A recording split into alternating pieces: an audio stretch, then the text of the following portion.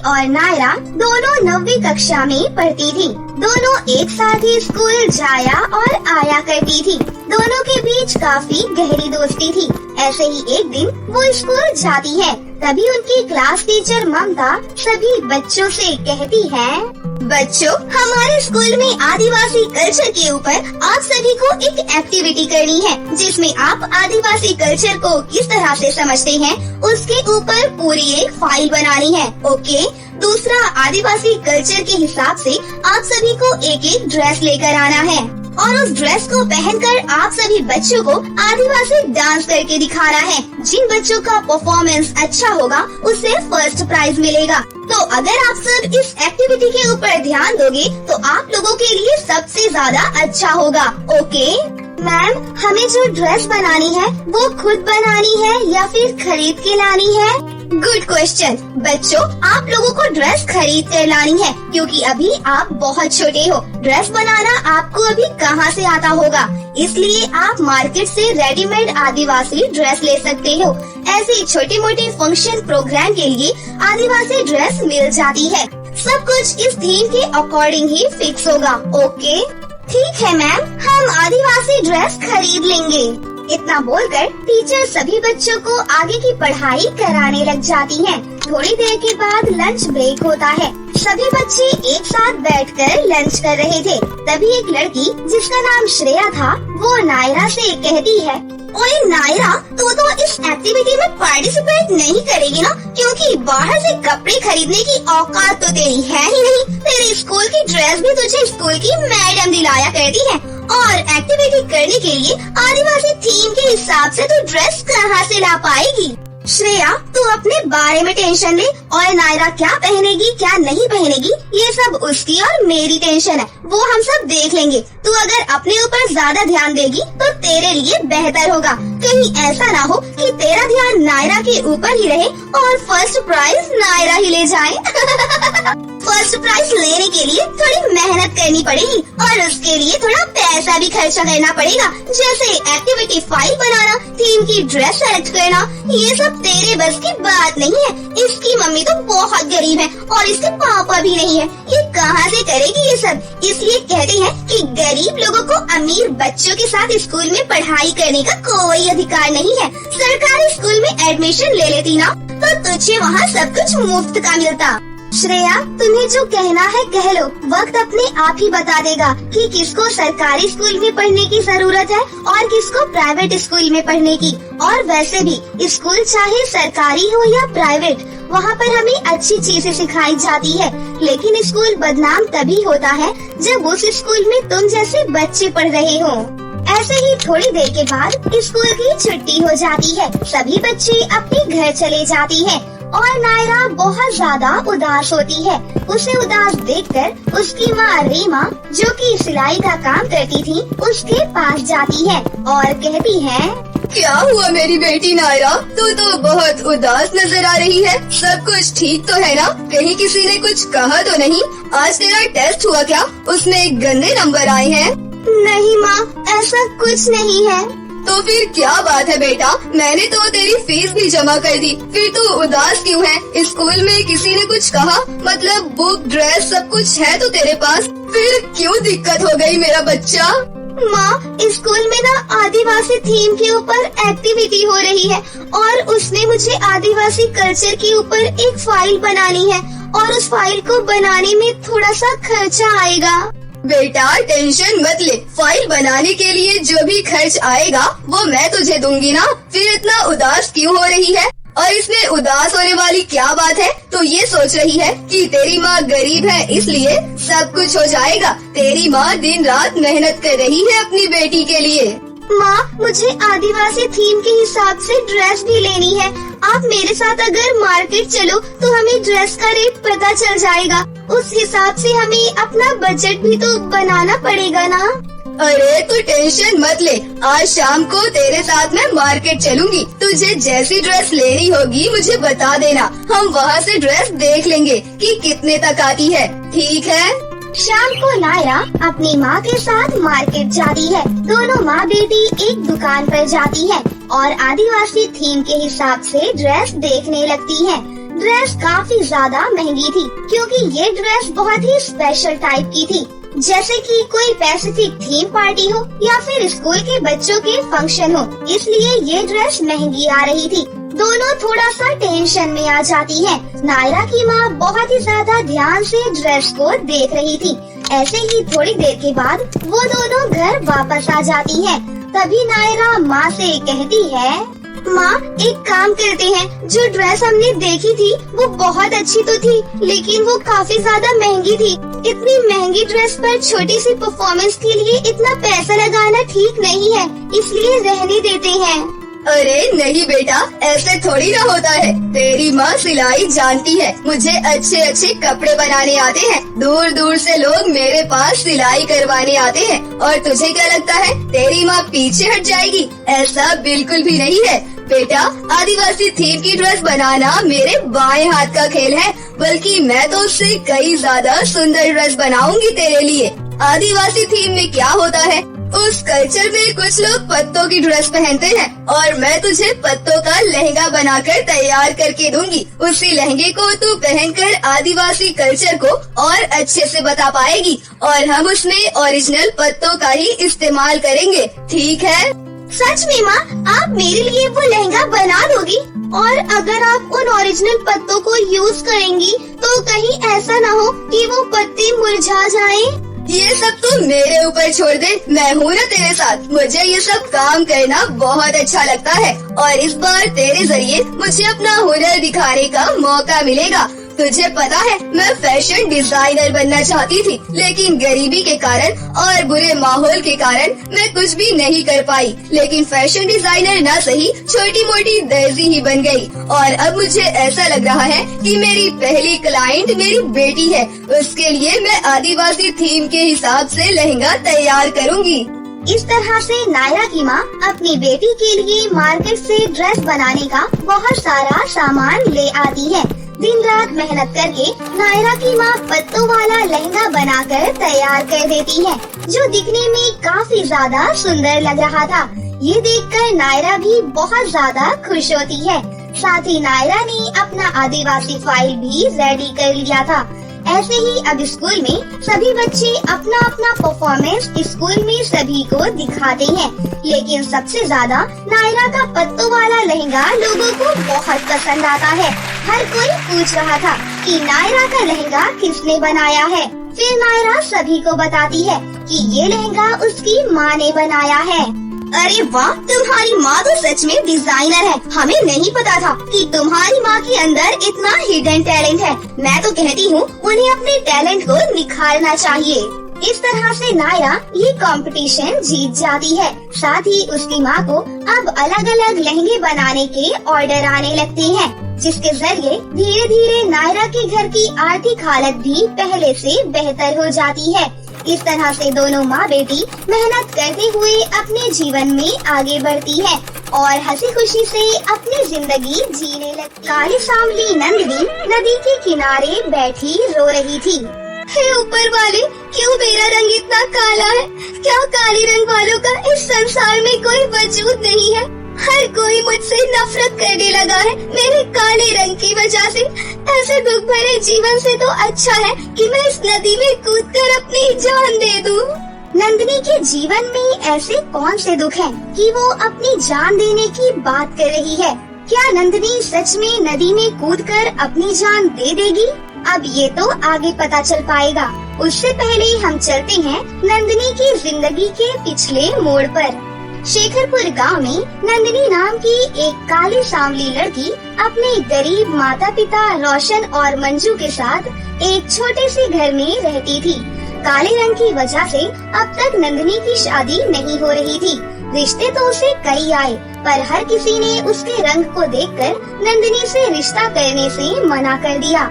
एक दिन नंदिनी को किसी गांव के एक लड़के का रिश्ता आता है, पर काले रंग की वजह से वो रिश्ता भी होते होते रह जाता है। पता नहीं क्या लिखा है नंदिनी तुम्हारी किस्मत में। ये वाला रिश्ता भी हमेशा की तरह ना कह के चला गया। 25 साल की उम्र होने के बाद भी नंदिनी अब तक हम पर बोझ बनकर बैठी है। पता नहीं कब इसकी शादी होगी। पिताजी, मेरा रंग काला है तो इसमें मेरी क्या गलती है? आप क्यों बार बार यही बात कहते हो? नंदिनी, तेरी उम्र की लड़कियां 2-3 बच्चों की माँ बन चुकी हैं और एक तू है, जवानी की उम्र चली जा रही है और अब तक तू हम पर बोझ बनकर बैठी है। एक तो हमारी गरीबी हद से ज्यादा, ऊपर से तेरी शादी की चिंता। लोगों के ताने सुन सुनकर तंग आ चुका हूँ मैं तो। इतना कहकर रोशन अपने काम पर चला जाता है। रोशन उसी गांव में दूसरे के खेतों में मजदूरी करता था। रोशन बहुत गरीब था। रोज की तरह अपने पिता की जली कटी बातें सुनकर नंदिनी खूब रोने लगती है। तभी नंदिनी की बचपन की 3 सहेलियां तानिया, वर्षा, सोनाक्षी नंदिनी के घर आती हैं। ये तीनों बहुत ही गोरी खूबसूरत थीं। क्या हुआ नंदिनी? कुछ नहीं तानिया, माँ मैं अपनी सहेलियों के साथ बाहर जा रही हूँ। चारों मिलकर एक पार्क में आ जाती हैं। बहनों, मेरी ना शादी तय हो चुकी है। तुम्हें पता है, लड़का शहर में सबसे बड़ी कंपनी में नौकरी करता है। क्या तेरी भी शादी तय हो गई? अरे मेरी भी शादी शहर के एक अमीर लड़के के साथ तय हो गई है। अरे ये तो कमाल ही हो गया, मेरी भी शादी तय हो चुकी है और यही बात बताने के लिए मैं तुम सबको यहाँ पर ले आई। पर देखो, यहाँ तो मुझे ही सरप्राइज पर सरप्राइज मिल रही है। एक दूसरे की शादी की खबर सुनकर तीनों बहुत खुश हो जाती हैं। अरे नंदिनी, तेरा भी रिश्ता तय हो गया है क्या कहीं? ये सुनकर नंदिनी की आंखों में आंसू आ जाते हैं।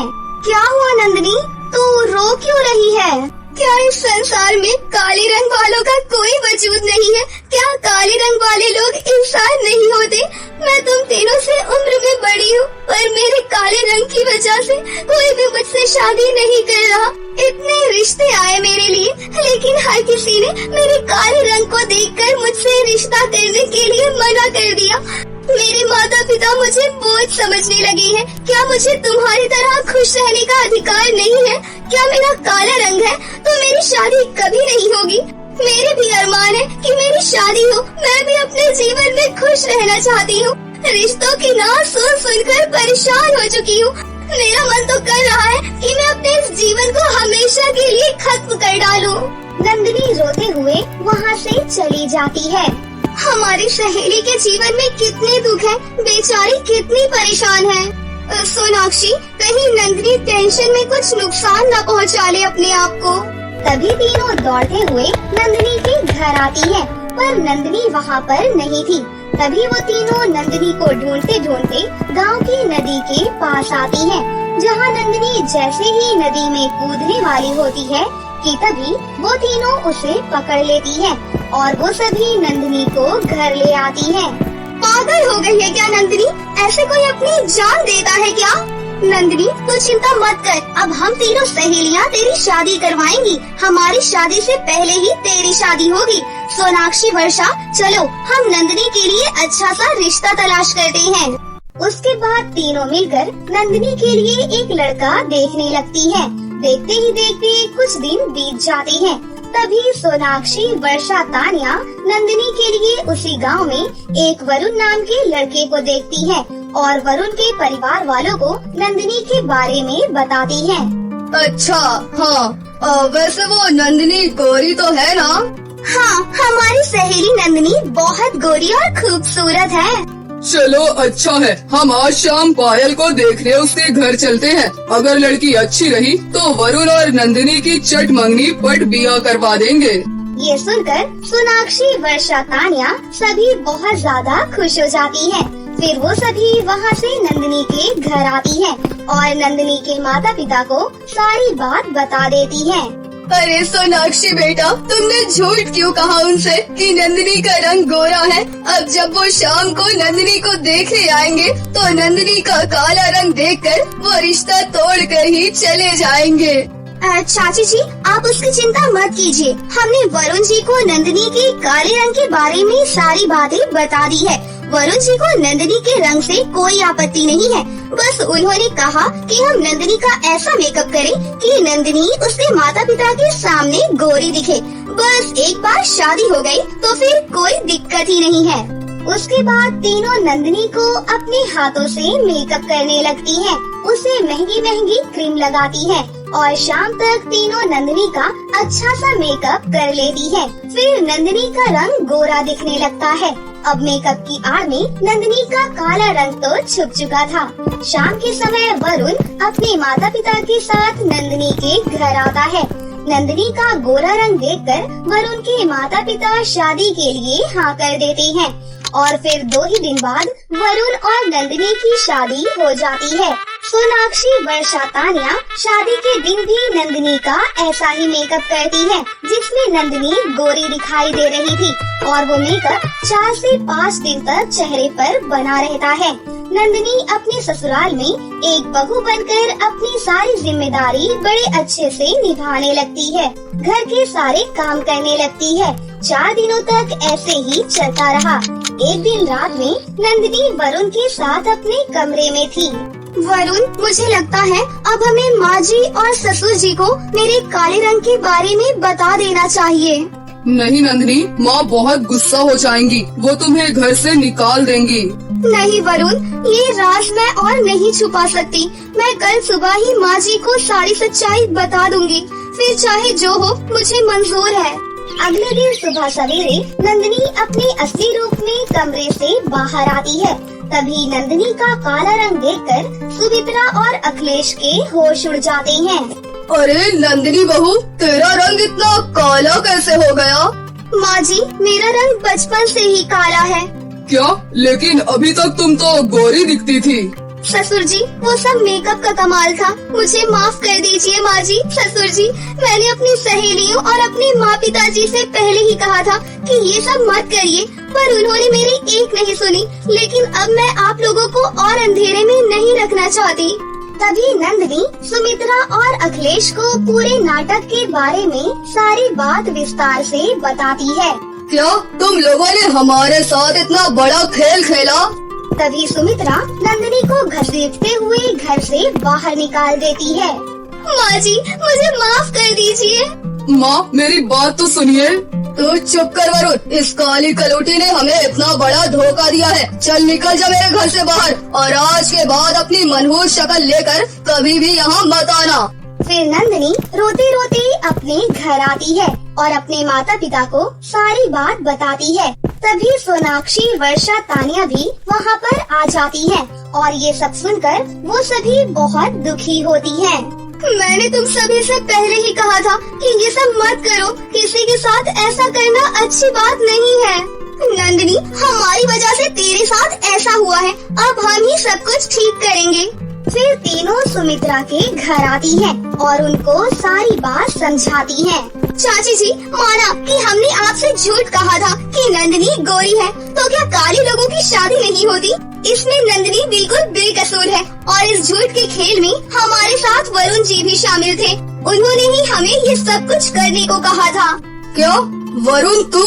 माँ, ये काला रंग गोरा रंग कुछ नहीं होता है। इंसान की अच्छी सीरत मायने रखती है, ना कि उसका रंग। माँ, क्या आपने देखा नहीं कि नंदिनी कितनी संस्कारी है? वो कितने अच्छे से हम सब का ख्याल रख रही थी, एक बहू होने का पूरा फर्ज निभा रही थी। माँ, नंदिनी बहुत अच्छी लड़की है, उसे अपना लो माँ। हाँ चाची जी, हमारी सहेली ने अपनी छोटी सी जिंदगी में बहुत दुख देखे हैं। वो तो अपनी जान देने जा रही थी, पर आपके बेटे से शादी होने के बाद उसने फिर से जीना सीख लिया था। उसे माफ कर दो चाची जी। हाँ चाची जी, हमारी सहेली दिल की बड़ी साफ है। तीनों हाथ जोड़कर रो रो कर सुमित्रा से विनती करती हैं। सुमित्रा, मान जाओ, तेरा भी तो रंग कितना काला है, फिर भी मैंने तुझसे शादी की थी ना। अगर सोच, मैं भी उस समय तेरे जैसी ही सोच रखता तो आज तो इतने बड़े घर में नहीं रहती। ये काला गोरा कुछ नहीं होता सुमित्रा, नंदिनी बहू बहुत अच्छी है। सबके समझाने और मिन्नत करने पर सुमित्रा नंदिनी को अपने घर ले आती है और नंदिनी के साथ एक हंसता खेलता जीवन गुजारने लगती है।